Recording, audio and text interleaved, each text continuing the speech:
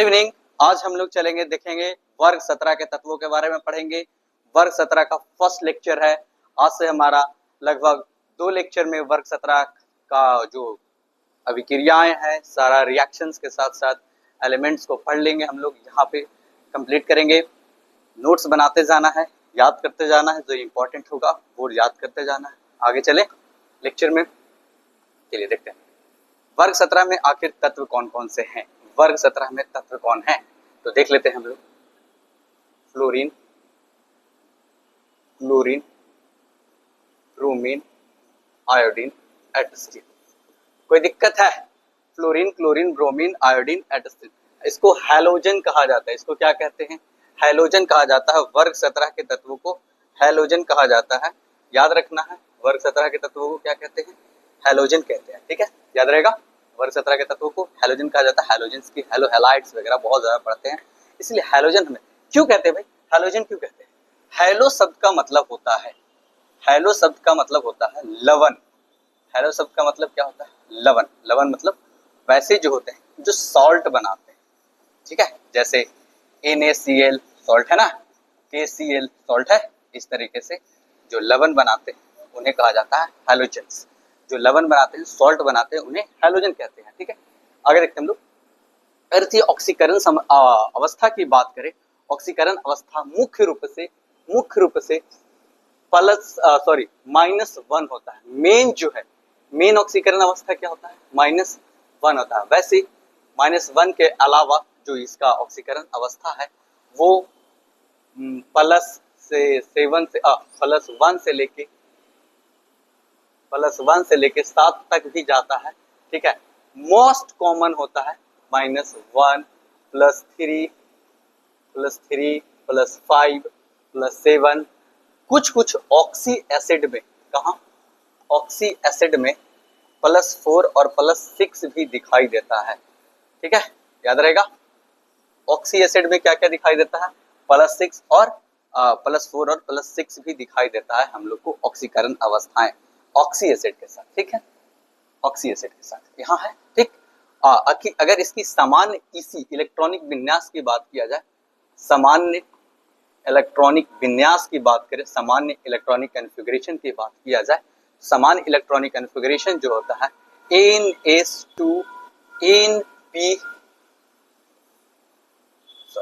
NP5। NP कितना है? 5।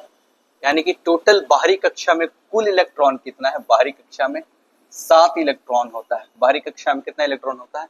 7 electron होता है। ठीक है, बाहरी कक्षा में कितना इलेक्ट्रॉन? 7 इलेक्ट्रॉन होता है इनका NH2 NP5। ठीक, इतना याद रखिएगा, इतना रहना है। ठीक है, आगे चले हम लोग, देखते हैं हम लोग आगे। ठीक, अगर एटॉमिक साइज के बारे में, एटॉमिक साइज यानी कि क्या होगा? आकार। इसकी अगर आकार की बात की जाए, त्रिज्या की बात किया जाए इसकी, तो आकार क्या होता है? बहुत बार बात कर चुके हैं। टॉप टू बॉटम, ऊपर से नीचे जाने पर आकार का क्या हाल है? इंक्रीज होता है, बढ़ता है। ऊपर से नीचे जाने पर आकार क्या होता है? बढ़ता है। अगर इसका क्रम लिखने बोल दिया जाए तो फ्लोरीन, क्लोरीन, ब्रोमीन, आयोडीन, है ना। इस तरीके से इसका आकार का ये क्या है? क्रम है। ये क्या है? आकार का क्रम है। धात्विक लक्षण का भी क्रम क्या हो जाएगा? यही होता है। धात्विक लक्षण का क्या हो जाएगा? यही होगा। ऊपर से नीचे जाने पर धात्विक लक्षण बढ़ता है। विद्युत ऋणात्मकता, ऊपर से नीचे जाने पर विद्युत ऋणात्मकता घटता है। ऊपर से नीचे जाने पर विद्युत ऋणात्मकता घटता है। यानी कि सबसे ज्यादा विद्युत ऋणात्मक कौन? फ्लोरीन, फिर कौन? क्लोरीन, फिर कौन? ब्रोमीन, फिर आयोडीन। ओके, इतना एक बात यहाँ पे बताते हैं। अच्छा, विद्युत ऋणात्मकता के लिए एक स्केल को बताए थे हम, एक स्केल बताए थे, पॉलिंग स्केल। पॉलिंग स्केल का प्रयोग किया जाता है। ठीक है, पॉलिंग स्केल का प्रयोग किया जाता है किसके लिए? विद्युत ऋणात्मकता को मापने के लिए। किसी भी तत्वों की विद्युत ऋणात्मकता हम लोग कौन से स्केल पे मापते हैं? पॉलिंग स्केल पे मापते हैं। इस आधार पे, पॉलिंग स्केल के आधार पे इसका विद्युत ऋणात्मकता कितना होता है? 4 होता है। कितना होता है इसका? 4 होता है, जो कि आवर्त सारणी में सबसे अधिक है। आवर्त सारणी में सबसे अधिक है। कोई दिक्कत है? सबसे अधिक है। ठीक है, आवर्त सारणी में क्या है, सबसे अधिक है। 4 किसी की और की दूसरे तत्व की नहीं होती है, आवर्त सारणी में 4 क्या है, सबसे अधिक होता है। ठीक, कोई दिक्कत नहीं। अब बात करें ईडीजी, इलेक्ट्रॉन गेन इंथैल्पी। सबसे ज्यादा इलेक्ट्रॉन गेन इंथैल्पी जो होती है क्लोरीन की होती है, फिर फ्लोरीन की होती है, फिर किसकी होती है, ब्रोमीन की होती है, फिर किसकी होती है, आयोडीन की होती है। Electron gain enthalpy, electron gain enthalpy, electron लब्धि है ना, इलेक्ट्रॉन गेन इंथैल्पी, तो इसको बोलते हैं इलेक्ट्रॉन गेन इंथैल्पी, ईजीई। ठीक है, आगे चले हम लोग, ये चीज याद रहेगा। आगे चलते हैं, देखते हैं बीडीजी, बंध वियोजन, बंध टूटने, बॉन्ड डिसोसिएशन ऊर्जा सबसे ज्यादा क्लोरीन का होता है, फिर ब्रोमीन का, फिर फ्लोरीन का, फिर आयोडीन का। आईई, आयनन एंथैल्पी, क्या है, आयनन, आयनन एंथैल्पी, कोई दिक्कत है, आयनन एंथैल्पी, ऊपर से नीचे जाने के तरफ आयनन एंथैल्पी का मान घटता है। ऊपर से नीचे जाने पर क्या होता है, आयनन एंथैल्पी का मान घटता है। कोई दिक्कत है यहाँ तक, आयनन एंथैल्पी का मान घटता है। ऑक्सीकरण संख्या, ऑक्सीकरण संख्या के बारे में बताए थे अभी। मोस्ट कॉमन क्या है, -1 है, मोस्ट कॉमन क्या है, -1 है। ठीक, इसके अलावा +1, ठीक है, +5, +3, +7 भी होता है ना, +3, +7 भी होता है। अच्छा, इसके अलावा अगर हम बात करें तो ऑक्सी एसिड में, ऑक्सी अम्ल में, ऑक्सी अम्ल में +4 और +6 भी दिखाई देता है, +4 और +6 भी दिखाई देता है। कोई दिक्कत है यहाँ तक, नहीं ना, कोई दिक्कत नहीं होना चाहिए, यहाँ तक हो गया। आगे चलें लेक्चर में, चलिए देखते हैं हम लोग आगे। बॉन्ड लेंथ, ऊपर से नीचे जाने पर आकार बढ़ता है तो बॉन्ड लेंथ भी बढ़ जाता है, इसीलिए फ्लोरीन फ्लोरीन से ज्यादा बड़ा होगा, ब्रोमीन ब्रोमीन का बॉन्ड लेंथ, और ब्रोमीन ब्रोमीन से ज्यादा बड़ा होगा, sorry fluorine fluorine chlorine chlorine का, और क्लोरीन क्लोरीन से क्या होगा, ब्रोमीन ब्रोमीन का, और ब्रोमीन ब्रोमीन से क्या होगा, आयोडीन आयोडीन का।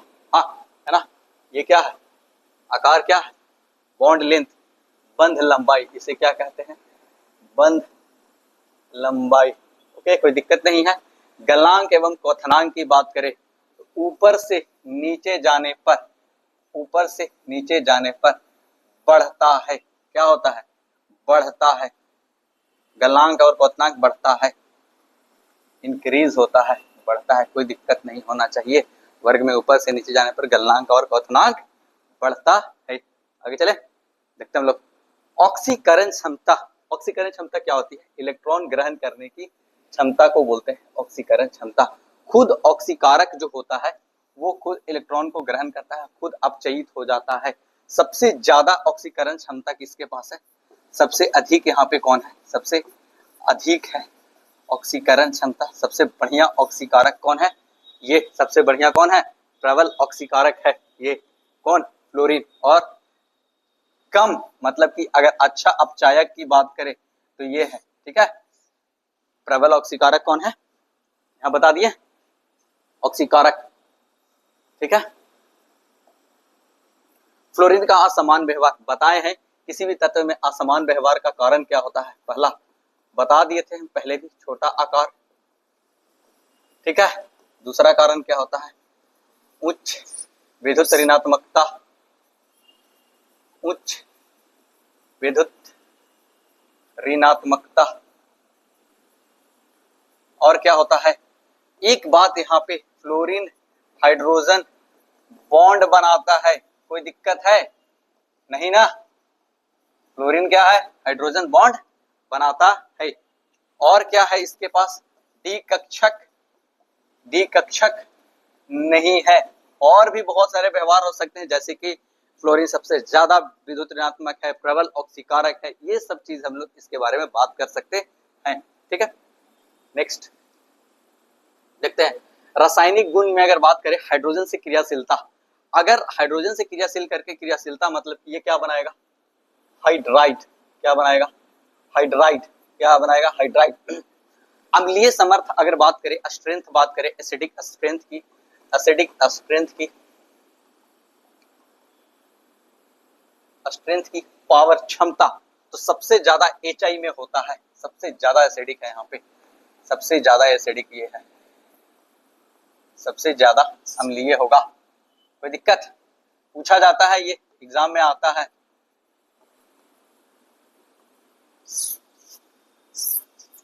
अम्लीय होगा, एसिडिक होगा, ये क्या है? पूछा जाता है, ये एग्जाम में पूछा जाता है। एसिडिक स्ट्रेंथ HF का, HI का सबसे ज्यादा कौन होगा?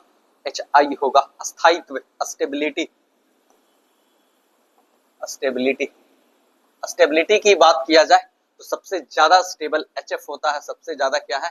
HF होता है। और अगर ऊपर से नीचे जाते हैं तो अस्थायित्व क्या होता है? घटता है। इनकी हाइड्राइडो की ऊपर से नीचे जाने पर, वर्ग में ऊपर से नीचे जाने पर, हाइड्राइडो की वर्ग में ऊपर से नीचे जाने पर हाइड्राइडो की क्या होगा? अस्थायित्व क्या होता है? घटते जाता है। ठीक, आगे देखते हैं। अपचायक गुण अभी बताए थे। ऑक्सीकारक गुण, सबसे ज्यादा ऑक्सीकारक कौन था? ऑक्सीकारक है ना, ये ऑक्सीकारक के जैसा था सबसे बढ़िया। तो अपचायक सबसे बढ़िया ये हो जाएगा, है ना। सबसे बढ़िया कौन हो जाएगा? अपचायक। HI सबसे बढ़िया कौन हो जाएगा? अपचायक। HI सबसे बढ़िया अपचायक हो जाएगा यहाँ पर। ठीक है। द्विध्रुव आघूर्ण, द्विध्रुव आघूर्ण बताए थे, विद्युत ऋणात्मकता के वजह से द्विध्रुव आघूर्ण बनता है। तो सबसे ज्यादा विद्युत ऋणात्मकता का अंतर कहाँ है? विद्युत ऋणात्मकता का अंतर सबसे ज्यादा कहाँ है? HF में। तो सबसे बढ़िया द्विध्रुव मतलब कि जैसे कि HF है ना, तो यहाँ पे डेल प्लस आएगा, यहाँ पे क्या आएगा? डेल माइनस आएगा। तो सबसे ज्यादा इधर इलेक्ट्रॉन को किसके तरफ खींचा जाएगा? इसके तरफ। तो सबसे ज्यादा इसमें होगा विद्युत द्विध्रुव आघूर्ण, फिर इसमें, फिर इसमें, इसमें। विद्युत ऋणात्मकता के क्रम पे द्विध्रुव जो बनने की जो द्विध्रुव आघूर्ण है, इस तरह से हम लोग को दिखाई देगा, है ना। आगे चलते हैं। रासायनिक गुण की अगर बात करें तो H2O के साथ अभिक्रिया सबसे बढ़िया से फ्लोरीन करता है, फिर क्लोरीन, फिर ब्रोमीन, फिर आयोडीन। अगर बात करें ऑक्सीजन से क्रिया करने की क्षमता की बात करें तो फ्लोरीन के साथ ऑक्सीजन की क्रिया अगर होता है तो बात सबसे पहले तो ऑक्साइड बनाएगा। क्या बनाएगा? ऑक्साइड बनाएगा। सभी के सभी क्या बनाएंगे? ऑक्साइड बनाएंगे। तो ऑक्साइड जब बनाएंगे तो फ्लोरीन की जो ऑक्साइड होंगे OF2 और O2F2, यहाँ पर देखिए ये बात याद रखना है, यहाँ एक यही कंडीशन है जहां पर ऑक्सीजन की ऑक्सीकरण क्षमता जो प्लस में होती है फ्लोरीन के साथ में, याद रखना है +2, और यहाँ पर -1। क्या है? -1 यहाँ पे, सॉरी +1 और यहाँ पे -2 प्लस में होगा, और यहाँ पे क्या होगा? माइनस में होगा। अच्छा सॉरी, दोनों में प्लस में। फ्लोरीन के साथ क्या होगा? प्लस में होगा, ऐसे होगा, है ना, ऐसे। तो कौन होगा? इलेक्ट्रॉन ये अपने तरफ खींचेगा, ये इलेक्ट्रॉन अपने तरफ खींचेगा, यहाँ पे +1 और यहाँ पे +1 का चार्ज आएगा। दोनों के बीच में शून्य का कोई डिफरेंस नहीं रहेगा। ठीक है, इस तरह से। आगे देखें, क्लोरीन, ब्रोमीन, आयोडीन का भी ऑक्साइड बनता है, इनका भी ऑक्साइड बनता है, लेकिन अगर बात करें तो +1 से +7 तक इनकी ऑक्सीकरण अवस्था होती है इसमें। अगर स्टेबिलिटी की बात करें तो सबसे बढ़िया स्टेबल होता है आयोडीन का। किसका? आयोडीन का। अगर इनमें बात किया जाए तो फिर क्लोरीन का, फिर ऑक्साइड, फिर किसका है? ब्रोमीन का। सबसे कम ब्रोमीन का होता है। क्लोरीन का ऑक्साइड क्या होता है? स्टेबल होता है। क्लोरीन का ऑक्साइड देख लीजिए एग्जाम्पल, है ना। क्लोरीन का ऑक्साइड क्या है? स्टेबल होते हैं। आगे चलें। ब्रोमीन का लेस स्टेबल होता है, कम अस्थाई होता है। सबसे कम अस्थाई क्या होता है? किसका? ब्रोमीन के ऑक्साइड सबसे कम अस्थाई होते हैं। आयोडीन के ऑक्साइड अस्थाई होते हैं, अच्छे से अस्थाई होते हैं, ज्यादा अस्थाई होते हैं। नेक्स्ट की बात करेगा, रासायनिक गुण में केमिकल प्रॉपर्टी में धातु के साथ क्रिया करके हैलाइड बनाता है, जैसे MgBr2। तो यहाँ के पे क्या बन जाएगा? MgBr2, है ना। कोई दिक्कत है? तो यहाँ पे क्या बन जाएगा? MgBr2। कोई दिक्कत? आगे देखते हैं। हैलाइड, हैलाइड का आयनिक गुण अगर बात बताएं, एक बात इंपॉर्टेंट बात यहाँ पर बताएं हैलाइड के आयनिक गुण के बारे में, तो HF का जो सबसे ज्यादा आयनिक होता है, फिर Cl, मतलब विद्युत ऋणात्मकता अगर ज्यादा है तो सबसे, अगर पूरे आवर्त सारणी में कोई पूछ दिया जाए कि सबसे ज्यादा आवर्त सारणी में कौन होता है आयनिक, तो कौन होता है? CSF। कौन होता है? CSF। ठीक, सबसे ज्यादा कौन होगा आयनिक? जैसे ठीक है, तो यहाँ पे जैसे एम, एम किसको दर्शा रहा है? मेटल। किसको दर्शा रहा? मेटल। मतलब यहाँ पे कोई धातु होगा, जैसे NaF, NaCl और NaBr क्या होगा?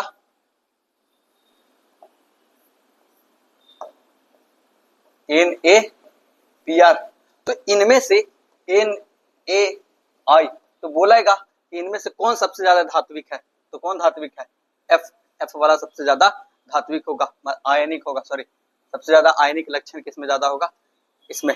ठीक, आगे देखते हैं लास्ट, उच्च ऑक्सीकरण अवस्था। देखिए ऑक्सीकरण अवस्था जिसमें ज्यादा होता है उसमें क्या होता है कि इसे सहसंयोजक गुण क्या होता है? ज्यादा होता है। यहाँ पे देखते हैं उच्च ऑक्सीकरण अवस्था, उच्च ऑक्सीकरण वाले धातु के हैलाइड वाले निम्न वाले से अधिक सहसंयोजिक गुण होता है। क्या होता है? अधिक क्या होता है? सहसंयोजिक गुण होता है। मतलब अगर बात करें इनमें से तो ज्यादा किसका है? इसका है, तो ज्यादा सहसंयोजी कौन होगा? ये ज्यादा सहसंयोजी होगा, ये ज्यादा सहसंयोजी होगा, ज्यादा सहसंयोजी होगा। अगर दोनों में देखा जाए तो ज्यादा सहसंयोजी कौन होगा? नीचे वाला क्या है? ज्यादा सहसंयोजी है। ठीक है,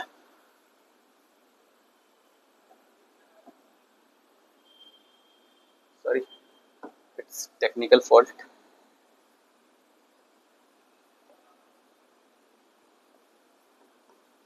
ज्यादा सहसंयोजी है। ओके, तो आज के लिए इतना ही। Thank you. फिर मिलते हैं हम लोग नेक्स्ट लेक्चर में, और इस वर्ग 17 को हम लोग नेक्स्ट लेक्चर में क्या करेंगे? कंप्लीट कर लेंगे, है ना? ठीक, थैंक यू।